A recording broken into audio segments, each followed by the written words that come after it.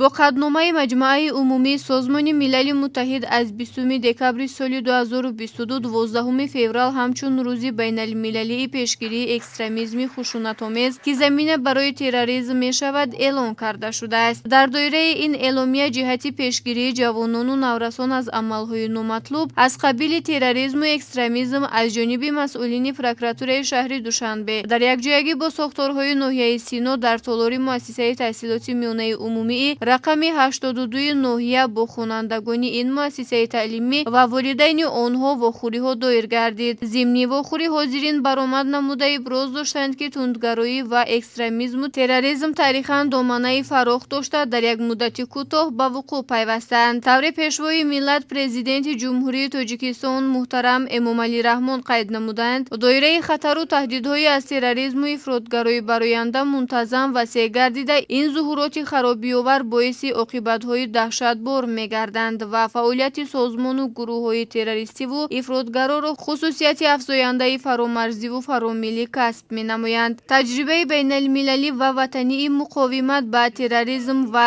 экстремизм собит менамояд ки муваффақ шудан дар ин ҷода таҳия ва амалӣ намудани чорабиниҳои маҷмӯӣ ба бартараф намудани омилҳои мафкуравӣ, иқтисодӣ, иҷтимоӣ, ҳуқуқӣ ва ниҳолии фаъолшавии онҳо равонашударо дар сатҳи ҷумҳуриявӣ, минтақавӣ ва ҷаҳонӣ тақозо дорад. ҳамзамон дар идома зимни баромади ширкатдорон таъкид шуд ки аксарияти аҳолии Тоҷикистонро ҷавонон ташкил медиҳанд ки онҳо давомдиҳандаи кору фаъолияти насли калонсол, нерӯи созанда ва иқтидори воқеии пешрафти ҷомеа, ояндаи миллат ва давлат мебошанд. татбиқи босамари сиёсати давлатии ҷавонон аз рӯзҳои нахустини соҳиби истиқлолӣ дар меҳвари фаъолияти ҳукумати Тоҷикистон қарор дорад. ҷавонон бояд аз ҳама қишрҳои ҷомеа фаъол бошанд. Рамзҳои давлати муқаддасоти миллӣ дастовардҳои истиқлолиятро ҳифз кунанд, амнияти давлат, шарафу номуси ватандориро ҳимоя карда худро аз ҳама хавфу хатарҳои номатлуби ҷаҳони муосир эмин нигоҳ доранд.